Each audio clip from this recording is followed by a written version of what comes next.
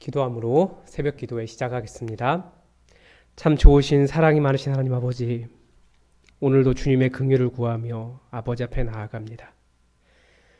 우리의 삶의 무게가 쉽지 않으며 하나님의 도우심 아니고서는 하루도 살아갈 수 없사오니 하나님 우리를 불쌍히 여겨주시고 이 코로나 바이러스의 모든 상황 속에서 주님의 은혜로 넉넉하게 살아갈 수 있도록 도와주시옵소서. 우리를 붙잡아 주시옵소서. 우리를 힘있게 하여 주옵소서. 안전하게 하옵소서. 또 주의 말씀을 기다립니다. 주님의 뜻을 드러내시고 우리가 주님의 뜻을 잘 분별하여 아버지 앞에 온전하게 설 수 있도록 우리에게 주님의 뜻을 드러내어 주시옵소서. 우리가 구하는 것마다 하늘 보좌에 상달되며 아버지께서 사랑의 음성으로 우리에게 말씀하여 주셔서 주님의 위로하심으로 동행하심으로 함께하심으로 하나님의 사랑 많이 받고 하나님의 증거가 될 수 있도록 우리와 함께 하옵소서. 주님의 은혜를 기대하오며 예수 그리스도의 이름으로 기도드립니다. 아멘. 오늘 우리에게 주신 하나님 말씀은 역대하 35장 1절에서 19절까지의 말씀입니다. 역대하 35장 1절에서 19절까지의 말씀입니다. 제가 하나님의 말씀을 받들어 읽겠습니다. 요시아가 예루살렘에서 여호와께 유월절을 지켜 첫째 달 넷째 날에 유월절 어린 양을 잡으니라. 왕이 제사장들에게 그들의 직분을 맡기고 격려하여 여호와의 전에서 직무를 수행하게 하고 또 여호와 앞에 구별되어서 온 이스라엘을 가르치는 레위 사람에게 이르되 거룩한 궤를 이스라엘 왕 다윗의 아들 솔로몬이 건축한 전 가운데 두고 다시는 너희 어깨에 매지 말고 마땅히 너희의 하나님 여호와와 그의 백성 이스라엘을 섬길 것이라. 너희는 이스라엘 왕 다윗의 글과 다윗의 아들 솔로몬의 글을 준행하여 너희 족속대로 반열을 따라 스스로 준비하고 너희 형제 모든 백성의 족속의 서열대로 또는 레위 족속의 서열대로 성소에 서서 스스로 성결하게 하고 유월절 어린 양을 잡아 너희 형제들을 위하여 준비하되 여호와께서 모세를 통하여 전하신 말씀을 따라 행할지니라. 요시아가 그 모인 모든 일을 위하여 백성들에게 자기의 소유 양떼 중에서 어린 양과 어린 염소 3만 마리와 숫소 3천 마리를 내어 유월절 제물로 주매 방백들도 즐거이 희생을 드려 백성과 제사장들과 레위 사람들에게 주었고 하나님의 전을 주장하는 자 힐기야와 스가랴와 여히엘은 제사장들에게 양 2,600마리와 수소 300마리를 유월절 제물로 주었고 또 레위 사람들의 우두머리들 곧 고나냐와 그의 형제 스마야와 느다넬과 또 하사랴와 여히엘과 요사밧은 양 5,000마리와 수소 500마리를 레위 사람들에게 유월절 제물로 주었더라.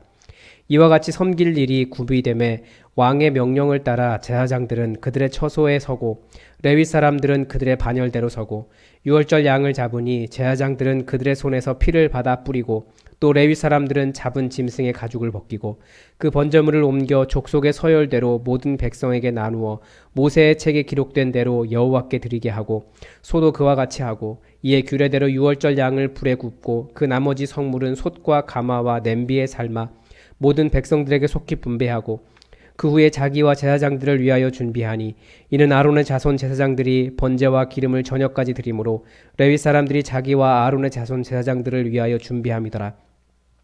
아삽의 자손 노래하는 자들은 다윗과 아삽과 헤만과 왕의 선견자 여두둔이 명령한 대로 자기 처소에 있고 문지기들은 각 문에 있고 그 직무에서 떠날 것이 없었으니 이는 그의 형제 레위 사람들이 그들을 위하여 준비하였음이더라. 이와 같이 당일에 여호와를 섬길 일이 다 준비되매 요시야 왕의 명령대로 유월절을 지키며 번제를 여호와의 제단에 드렸으며 그때 모인 이스라엘 자손이 유월절을 지키고 이어서 무교절을 7일 동안 지켰으니 선지자 사무엘 이후로 이스라엘 가운데서 유월절을 이같이 지키지 못하였고 이스라엘 모든 왕들도 요시야가 제사장들과 레위 사람들과 모인 온 유다와 이스라엘 무리와 예루살렘 주민과 함께 지킨 것처럼은 유월절을 지키지 못하였더라. 요시아가 왕위에 있은 지 18째 해에 이 유월절을 지켰더라. 아멘. 네. 오늘 다시 하나된 명절이라고 하는 그 유월절을 다시 볼 수 있습니다. 먼저 내용을 파악하면 오늘은 오로지 요시아가 유월절을 지킨 내용만 나옵니다. 여러 인물들이 나오죠. 가장 중요한 인물들은 물론 요시아입니다.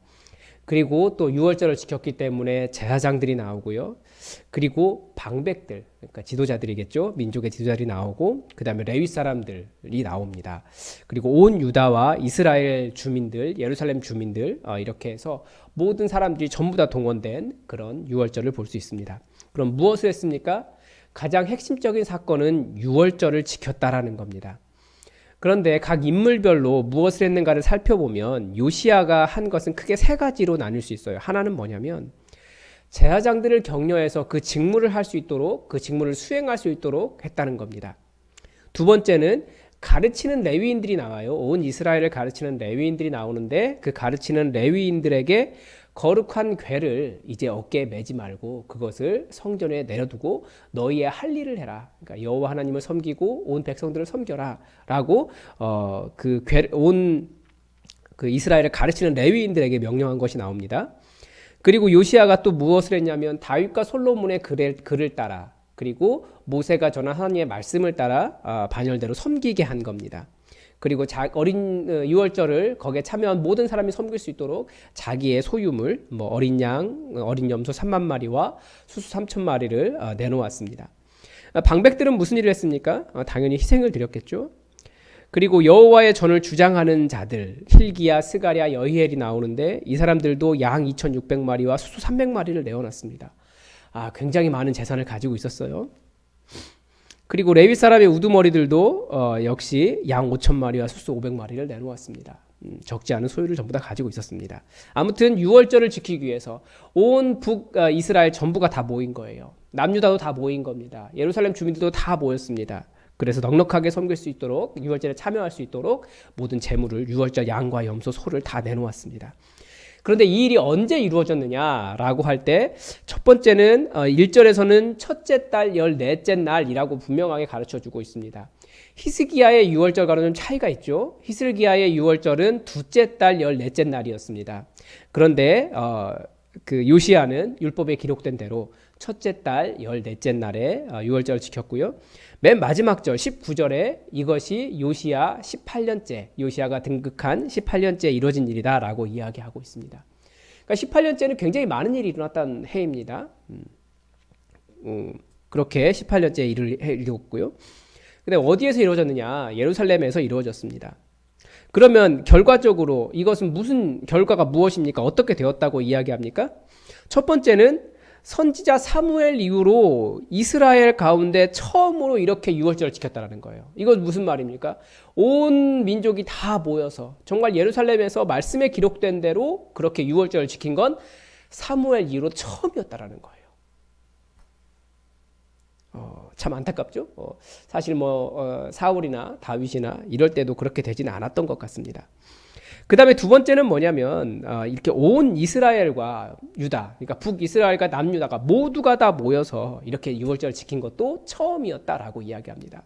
물론 히스기야 시대에 한번 유월절이 있었죠. 그런데 그때는 굉장히 불완전했습니다. 사람들에게 유월절을 지키자, 두 번째 달에 지키자라고 얘기했지만 사람들이 비웃은 사람이 더 많았고 조롱한 사람도 많이 있었습니다. 일부만 왔어요. 그런데 이렇게 모두가 다 모인 유월절은 처음이었다라고 기록하고 있습니다. 이게 내용 파악이고요. 그러면 강조점은 무엇입니까? 당연히 첫 번째는 유월절을 지켰다라고 하는 거죠. 그러니까 첫 번째 강조점은 유월절에 있어요. 그러니까 성대한 유월절, 그 첫 번째 강점이고, 그리고 두 번째는 이 유월절이 어떻게 이루어졌느냐라고 할 때 첫 번째는 다윗의 글과 솔로몬의 글을 통해서 그리고 모세에 전한 말씀을 따라서 유월절을 지켰다라고 하는 강조점이 있습니다. 그러니까 말씀에 따라서 규정에 따라서 유월절을 지켰다라는 겁니다. 세 번째는 뭐냐면 제사장과 레위 사람들에게 자기 직무에 전념할 수 있는 환경을 만들어 주었다라고 하는 것이 중요한 겁니다. 그러니까 요시야가 지금 여기서 계속 이 35장에서 강조하는 것은 뭐냐면, 오늘 본문에서 강조하는 것은 뭐냐면, 이 유월절이 이루어지려면 제사장들이, 레위 사람들이 그 맡은 자리에서 일을 섬길 수 있어야 되는데 지금까지는 그렇게 안 되었다라는 거예요. 그러나 요시야가 그 사람들을 격려하고 그 기록된 반차대로 사람들을 세워서 그리고 자기 위치에 세워서 그 일이 될 수 있도록 후원했다라는 겁니다. 그래서 핵심 주제는 무엇이겠습니까? 당연히 유월절을 회복했다라는 내용입니다. 그러면 여기에 대해서 이제 몇 가지 질문을 던질 수 있는데 질문보다는 저는 이런 질문이 첫 번째와 묵상이 있습니다. 뭐냐면 질문은 이때 법궤가 성전에 없었는가라고 하는 부분입니다. 제가 이렇게 찾아봤는데 특별히 언제 법궤가 이렇게 움직인 기록은 없어요. 그런데 제가 조금 더 찾아봐야 될 필요가 있는 것 같습니다. 어쨌든 요시야가 온 이스라엘을 가르치는 레위 사람들, 그러니까 레위 사람들 중에서도 직무가 있을 텐데 그 사람들의 직무는 온 이스라엘을 가르치는 사람들이었습니다. 그런데 이 사람들의 직무가 온 이스라엘을 가르치는 일이 아니라 거룩한 궤를 어깨에 메고 돌아다니는 일이었다라는 거예요. 그래서 그것을 어깨에 메지 말고 너희는 성전에 그 궤를 그대로 두고 너희가 원래 해야 되는 일, 그러니까 사람들을 가르치는 거겠죠. 하나님 여호와와 그의 백성 이스라엘을 섬기라라고 명령을 합니다. 그러니까 원래 위치로 회복을 시켜주는 거예요. 두 가지를 함의하고 있죠. 하나는 지금까지 이들이 법궤를 메고 돌아다니느라고 법궤가 안식할 장소인 성전에 있지 않았다라는 것을 보여주고, 또 하나는 거룩한 법궤를 메는 아주 거룩한 사명이지만 그 일 때문에 원래 해야 될 온 이스라엘을 가르치는 일을 하지 못했다라는 거예요. 그래서 이 레위 사람들에게, 이 온 이스라엘을 가르치는 레위 사람들에게 그들에게 맞는 직무는 무엇입니까? 법궤 메는 것도 거룩하고 좋은 일이에요. 그러나 그들에게 맡겨진 직무는 하나님의 말씀을 가르치는 것이었다는 겁니다. 그래서 본래의 사명인 온 이스라엘을 가르치는 사명대로 여호와와 백성을 섬기도록 했다라는 것을 보여줍니다. 그 다음에 두 번째 묵상은 뭐였냐면, 요시야가 유월절을 회복한 근거가 두 가지였습니다. 하나는 다윗과 솔로몬이 전한 쓴 글. 이것은 무엇에 관한 규정이냐면 레위 사람들을 24반차로 나눈 겁니다. 그래서 성전을 섬길 수 있도록 한 거예요. 누구는 찬양하고 24반열대로 반차대로 섬길 수 있도록 한 겁니다. 그 다음에 또 하나는 유월절을 어떻게 지켜야 한다라고 하는 모세가 전한 하나님의 말씀이었습니다. 분명히 사람의 글과 하나님의 말씀은 차이가 있어요. 그러나 다윗과 솔로몬의 글 또한 매우 귀중한 자료로 사용했다라는 것을 보여줍니다. 그만큼 교회 전통이라고 하는 것이 함부로 취급되어서는 안 된다라고 하는 것을 가르쳐주죠. 그러니까 교회 전통이 그렇게 형성되는 데는 상당한 이유가 있다라는 것 너무 쉽게 간과하면 안 되고, 물론 너무 맞지 않는 것들은 좀 적당하게 변경할 필요가 있지만 지켜야 할 전통이 있다는 것은 매우 감사한 일이라는 것을 말씀에 또한 가르쳐줍니다. 그 다음에 아까 말씀드린 것과 비슷한 묵상인데요. 제사장과 레위 사람들에 대한 겁니다. 본문이 계속 강조하는 것은 뭐냐면 이 유월절이 이루어질 수 있었던 이유, 레위 사람들, 제사장들 각자 자기의 역할을 감당할 수 감당했고 또 그렇게 여호와와 백성을 섬길 수 있도록 전념하여 섬길 수 있도록 그렇게 위치를 다시 원래 위치를 회복시켜 준 겁니다. 또 15절에서도 노래하는 자들도 자기 처소에 있도록 하고 문지기들도 각 문에 있고 그 직무에서 떠날 것이 없었다라고 말할 정도로 이 제사장들과 레위 사람들이 자기의 직무에 전념할 수 있도록 요시야 왕이 도와주었다라는 것을 설명하고 있습니다. 통합측 같은 경우에 여전히 목회자의 이중직을 허락하지 않고 있습니다. 상당히 곤란한 부분이 있어요. 왜냐하면 목사는 많아지고 사역 현장은 적어지고 교회 규모는 줄고 목회자에게 사례를 주는 것을 교회가 굉장히 아끼는 그런 상황이기 때문에, 왜냐하면 목회자 한 사람 있는데 얼마나 많은 비용이 들어갑니까? 그래서 교회가 돈을 아끼다 보니까 그런 환경들이 사실은 목회자 입장에서 굉장히 우호적이지 않습니다. 그래서 무슨 일이 발생하냐면 결국 고용되어서 그 역량을 발휘하고 있는지를 계속 점검받아야 되고 평가받아야 되고, 그리고 뭐 부목사들의 위치 같은 경우는 1년에 한 번씩 다시 초빙을 해야 되는 그런 상황들이 대부분의 교회입니다. 그래서 하나님을 예배하기 위해 정말 필요한 인도자라기보다는 일종의 기능인으로서의 느낌을 더 많이 받아요, 목회자가. 우리 교회가 교회로서 조금 더 바르게 서기 위해서 사실은 그런 평가나 판단보다는 사실 목회에 전념할 수 있도록 어깨에 맨, 거룩한 거 맞아요. 어깨에 맨 그 거룩한 법궤가 거룩하죠. 그러나 그 궤를 내려놓고 원래 할 수 있는 일을 할 수 있도록, 본래적인 사명을 성취할 수 있도록 그렇게 돕는 것이 필요하겠다라는 생각이 들었습니다. 그래 전체적인 본문의 느낌은 뭐냐면 다시 회복된 유월절로 인해서 너무나 기뻐하고 있습니다. 그런데 그렇게 되는 데는 몇 가지 요인이 있었습니다.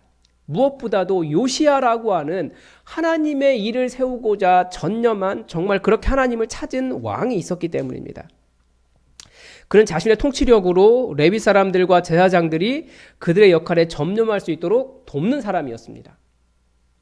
자꾸 무엇인가를 시키고 어떻게 해라 라고 하는 것보다 원래 그 본래의 일을 감당할 수 있도록 돕는 사람이었어요.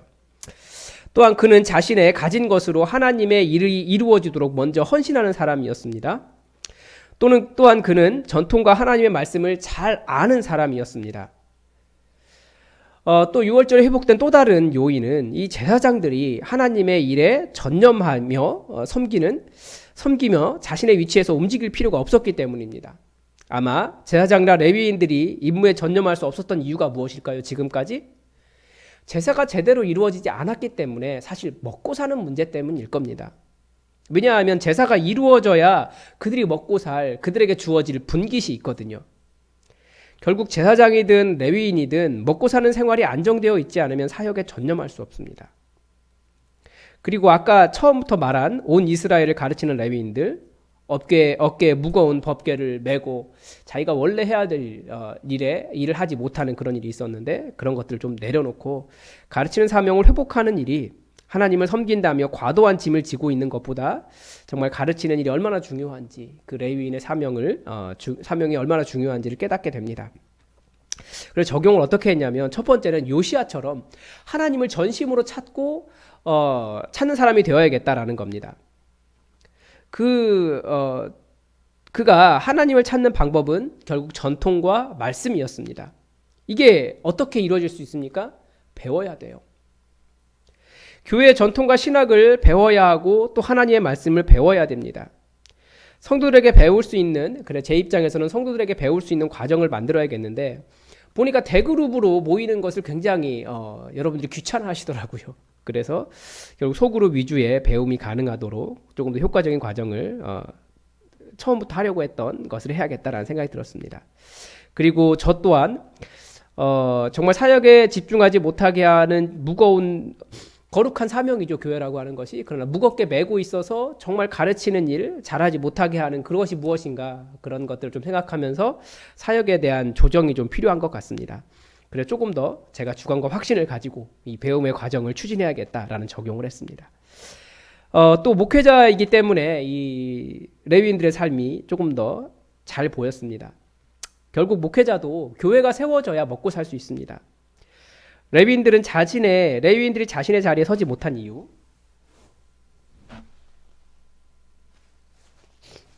죄송합니다. 자신의 자리에 서지 못한 이유는 이스라엘이 하나님을 잘 섬기지 않아서 제사가 잘 드려지지 않아서도 그렇지만 레위인들 자체도 그들의 사명에 좀 게으른 면이 있었던 것 같습니다. 그래서 보이지 않는 레위인의 사역은 보이는 제사를 통해 어떻게 이루어지는지를 판단할 수 있습니다. 그것을 통해서 마찬가지로 목회자도 교회가 세워지는 것을 통해서 결국 내가 어떻게 사역했는지를 평가받을 수밖에 없다라는 것을 생각합니다. 그러므로 교회가 세워질 수 있도록 더 노력해야겠다라는 생각이 들고 그리고 정말 제가 해야 될 사역이 무엇인지 거룩하다고 그것을 덜썩 들었다가 무겁게 어깨에 지고 다니며 정말 해야 될 일을 사람들을 가르치고 말씀을 가르치는 일을 하지 못하는 일이 발생하지 않도록 노력해야겠다, 조심해야겠다라는 생각을 그런 적용을 했습니다. 여러분도 전심으로 여호와 하나님을 찾는 사람이 되십시오. 여호와 하나님을 전심으로 찾으시면서 또 목회자가 목회에 전념하고 말씀을 가르치는 일에 전념할 수 있도록 또 여러분이 잘 도와주시기 바랍니다. 그리고 여러분이 또 교회에 와서 계속해서 예배를 바르게 드려야 우리가 다 함께 살아갈 수 있습니다. 그것이 우리가 회복해야 될 6월절이라는 것을 기억하고 이 코로나 바이러스 때문에 또 우리가 예배가 쉬고 있는 상황인데 온라인으로만 예배드리고 있는데 우리 예배가 온전히 회복될 수 있도록 여러분 함께 마음을 모아서 기도하시고 또 하나님의 일을 기대했으면 좋겠습니다. 기도하겠습니다. 하나님, 오늘 요시야가 6월절을 온전하게 회복시킨 그 사건을 보면서 그 남유다의 오랜 왕조의 기간 동안 6월절이 제대로 진행되지 않았다는 것이 얼마나 마음 아픈 일인지 다시금 돌아봅니다. 그것이 하나님을 찾는 왕이 없었기 때문이며 또 제사장들이 레위인들이 그들의 자리를 이탈했기 때문이며 또 거룩하다고 귀중한 일을 감당하지만 정말 소중한 사람들을 가르친 일을 온전히 감당하지 못했던 그런 허물 때문이오니 아버지 우리 교회가 어떻게 바른 교회 세워갈지 우리가 고민하며 우리의 모든 가진 것으로 하나님을 사모하며 하나님의 일을 이루게 하시고 또 우리가 전심으로 주님을 예배하며 우리가 또 마땅히 감당해야 될 일들을 마땅히 감당함으로 또 교회가 교회로 온전하게 세워질 수 있도록 도와주시옵소서. 코로나 바이러스 때문에 예배가 현장에서 이루어지지 않는 안타까움이 있습니다. 이 상황이 언제까지 이어져야겠습니까? 주님 우리를 불쌍히 여겨주시고 속히 현장 예배가 회복될 수 있도록 도와주시옵소서. 우리의 교제가 회복될 수 있도록 도와주시옵소서. 교회가 교회로서 다시 세워질 수 있도록 역사하여 주옵소서. 주님의 은혜를 기대하오며 예수 그리스도의 이름으로 기도드립니다. 아멘. 오늘도 여러분 교회 공동의 기도 제목 가지고 함께 기도해 주십시오. 우리가 지금 현장 예배가 멈춘 지 그렇게 오래된 건 아니에요. 그렇지만 다른 예전에 비해서 그런데 이번에는 좀 많이 마음이 쓸쓸합니다. 성탄 예배도 그렇고 송구영신 예배도 그렇고 생각해 보니까 1년이 그냥 지나가 버렸어요. 하나님께서 다시 함께 모여서 아름다운 성도의 교제를 나누고 모이기만 해도 너무나 행복하고 집에 가기 싫었던 그때의 그 교회가 다시 회복될 수 있도록 여러분 함께 기도해 주시기 바랍니다. 그리고 여러분 우리 환우들을 위해서 여러분 간절히 기도해 주십시오. 하나님께서 지켜주시고 치유해 주시도록 간절히 기도해 주시기 바랍니다. 그리고 말씀을 준비하는 최철규 목사를 위해서도 여러분 기도해 주십시오. 우리 다 함께 기도하겠습니다.